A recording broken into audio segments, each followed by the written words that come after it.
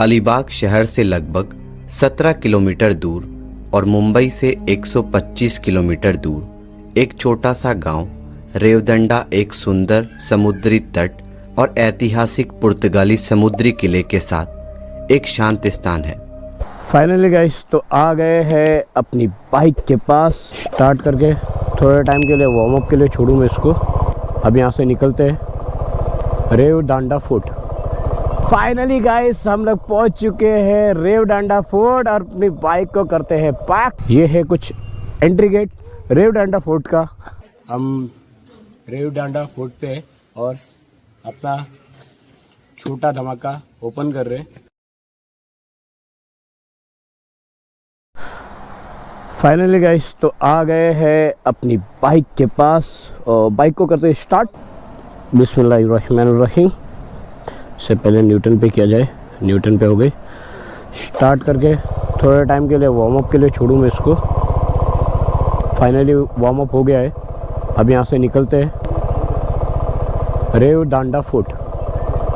Right start करते हैं। बिस्मिल्लाहिर्रहमानिर्रहीम।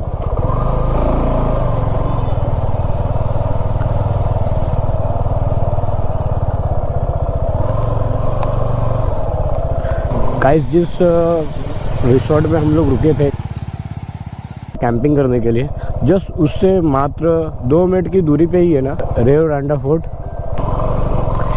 फाइनली गाइस हम लोग पहुंच चुके हैं रेवदंडा फोर्ट और अपनी बाइक को करते हैं पार्क। ये है कुछ एंट्री गेट रेवदंडा फोर्ट का। अलीबाग शहर से लगभग 17 किलोमीटर दूर और मुंबई से 125 किलोमीटर दूर एक छोटा सा गांव रेवदंडा एक सुंदर समुद्री तट और ऐतिहासिक पुर्तगाली समुद्री किले के साथ एक शांत स्थान है, जिसे रेवदंडा किले के नाम से जाना जाता है।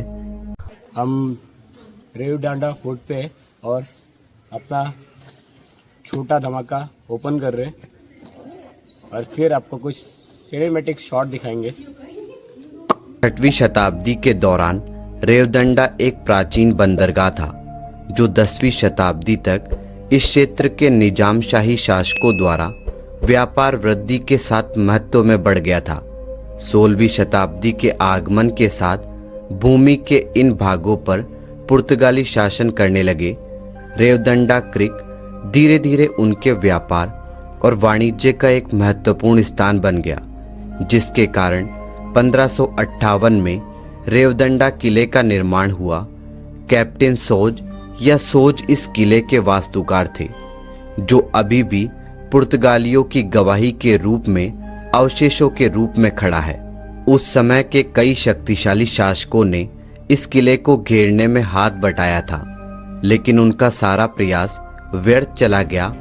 अंग्रेज शासकों ने 1636 से 1683 की अवधि के बीच किले पर कब्जा करने की बार बार कोशिश की और मराठों ने भी 1736 में कोशिश की।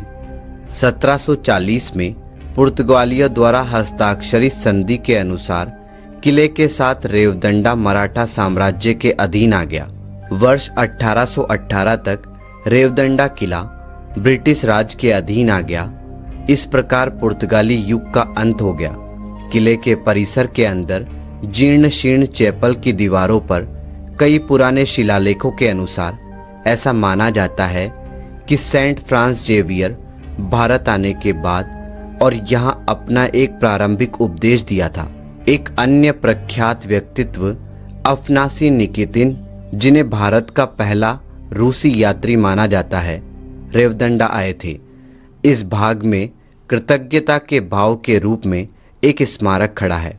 रेवदंडा किला 16वीं शताब्दी का एक प्राचीन किला है, जो वर्तमान दिनों में केवल जीर्ण-शीर्ण स्थिति में है। एक समुद्री किले के बाद रेवदंडा बीच की सुनहरी रेत पर किलेबंदी शुरू हो जाती है। पश्चिमी दीवारें, जो अरब सागर का सामना करती है, समय के साथ नमकीन समुद्री लहरों के कारण जबरदस्त क्षरण देखा गया था और वर्तमान में पूरी तरह से बर्बाद हो गया है। उच्च ज्वार के दौरान पानी मुख्य किले के परिसर में प्रवेश करता है।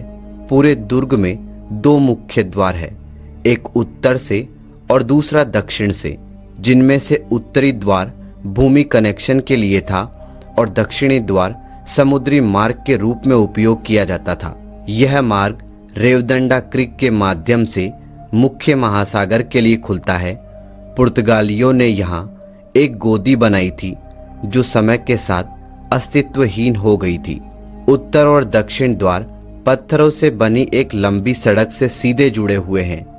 परिसर का पश्चिमी भाग वह जगह है जहां पर्यटक प्राचीन किले के कुछ अवशेष देख सकते हैं। शेष भाग अंततः रेवदंडा गांव बन गया है जहां घरों और खेतों के टुकड़े हैं। पूरा रेवदंडा गांव वर्तमान में किले के परिसर की दीवारों के भीतर है।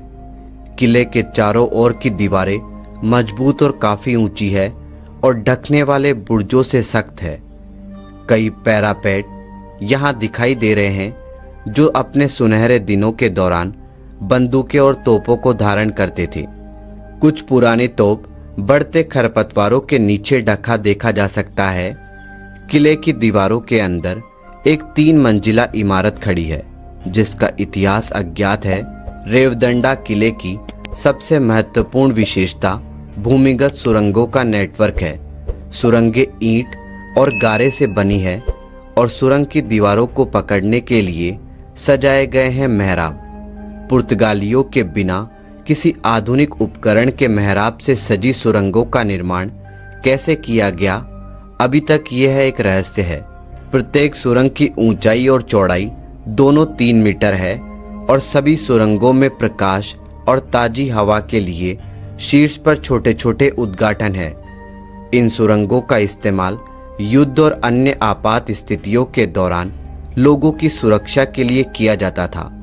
भारतीय पुरातत्व सर्वेक्षण द्वारा वर्ष 1982 में सुरंगों की खोज की गई थी और वर्तमान में किसी भी पर्यटक दुर्घटना से बचने के लिए उन्हें सील कर दिया गया है। अलीबाग और इसके आसपास आने वाले पर्यटकों के लिए यह एक जरूरी जगह है। ऐतिहासिक अवशेषों के साथ गाइस, अगर आपको मेरी ये जानकारी अच्छी लगी और ये वीडियो अच्छा लगा तो चैनल को लाइक, सब्सक्राइब और बेल आइकन दबाना ना भूलिएगा। मिलते हैं आपको अलीबाग के नेक्स्ट एपिसोड में।